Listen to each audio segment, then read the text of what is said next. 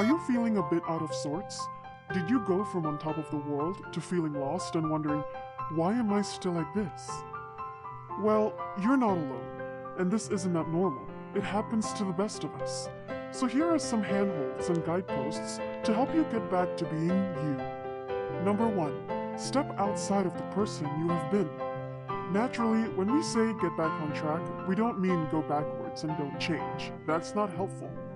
In fact, being the person you were is what led you to being stuck where you are now. So trying something a little different may be just the thing you need. Weird and scary as it sounds, you've probably already done it before.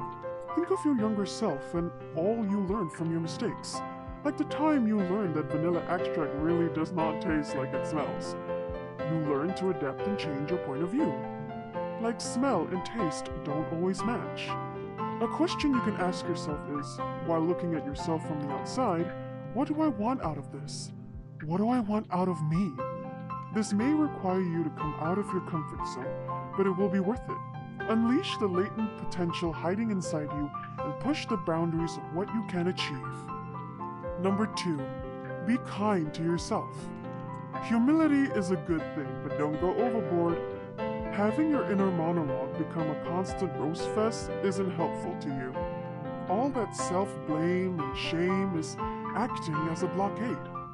Dealing with a mistake would stop at the inner scolding of "you suck" and doesn't allow for those next steps of recognition and trusting yourself to learn from it and do better.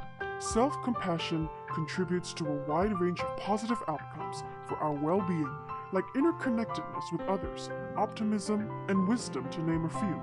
Why? It's because you can only access and learn these things when you believe you are worthy of them. Number 3. Let go of regrets. The past is really the past. It sounds cliché, but that doesn't make it untrue. Unless you have your own TARDIS, you can't change the past, but you have the choice of how to respond.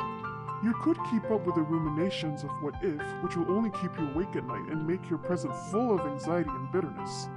Or you could acknowledge it, understand its cause, and your role in it. Adjust, learn, and adapt.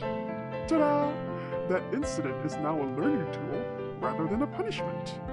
Instead of letting the past ruin your now or your future, make it a part of your life's mirror. Number 4. Trust that you are in the right place at the right time. Theodore Roosevelt had the right idea when he said, "Comparison is the thief of joy." With the rise of social media, it is nearly difficult to avoid social comparison. Their Instagram, TikTok, and Facebook posts distract us every time we look at a screen. You wonder why you're not doing what they're doing or why your life is better. Hang on, you're trying to get your life back on track, not someone else's. Trying to hitch onto someone else's track means working with incomplete tools that aren't yours. It's okay to try new things, but the final masterpiece would be yours. Since it's yours, trust that you're at the right place at the right moment for you. Number 5. Realize no one owns you. Similar to the previous point, you have to live your own life. Yes, it's great to be aware of social norms and support friends, but if you find yourself taking the extra mile to avoid being negatively judged by others, like a puppet where your own needs are negligible and other people are dictating your every move, this is beyond social courtesy. You've relinquished your life to someone else. As well-meaning as others might be, only you have the entirety of your story. Only you can do what's right for you. Number 6. Never underestimate your strength to move forward. Have you ever doubted your strength to take another step forward? It's all just too much. When this happens, you can always look back at your life, where similar issues have arisen. Despite the hardship, you survived then, so you can do so now. Eventually, the difficulty will pass, and you will look back at this time and feel grateful and stronger for getting through it. Number 7. Give up overthinking and worrying. Overthinking is when healthy understanding and knowledge overwhelms everything, even the broader picture and logic. To get back on track, it's important to make decisions and work towards a goal, but there are also the 2 things you stop doing when you overthink. Overthinking creates a vicious cycle of worry that steals your peace. It's basically the hamster wheel of "I hate my life." So stop the ride. You want to get off? Doing so means doing things you enjoy and trying new things. You can ask yourself, what is my worrying doing to help the situation? It may not be easy, but nothing good ever was. Baby steps, my friend.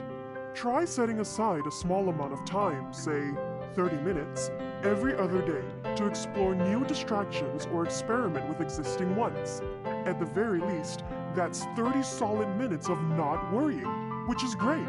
Getting back into you is a process. Just like any other major project, you'll feel like you're making progress sometimes and regressing other times. Remember self-compassion and celebrate the progress you achieve. You may well find that the you that emerges is someone even better than before. And you have all your life experiences to thank for it. Do you resonate with any of these points? Feel free to comment and discuss. Thanks for watching, and see you soon.